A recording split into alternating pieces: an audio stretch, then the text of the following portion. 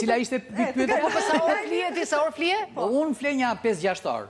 Po, qam një 2-3 herë. Po mirë, kështu keni fjet gjithmonë ju apo Jo. Kur ishim të ri, na zinte gjumi topçe.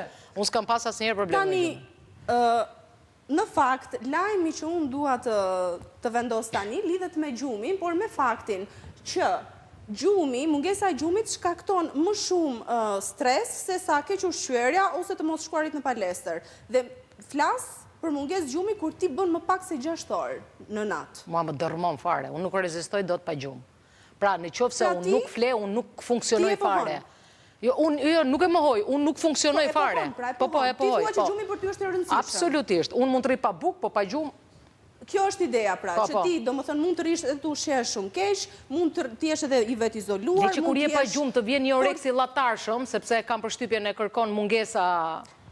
Në rastin të Erion, se zakonisht filozofët rrin pa gjumë, janë kështu aktiv natën. Se ishte një radhë në kaluar kështu mi humor, tha Ornela që më pëlqejnë burrat e zgjuar, i thashu kam 3 ditë zgjuar.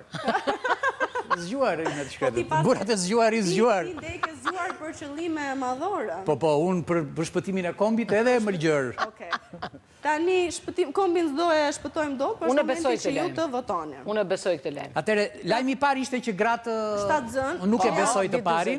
Ornela voton për të parin dhe të tretin. Po, jo, që gjumi është i rëndësishëm për njeri, unë këtë e dim nëse na ka thënë shkenca.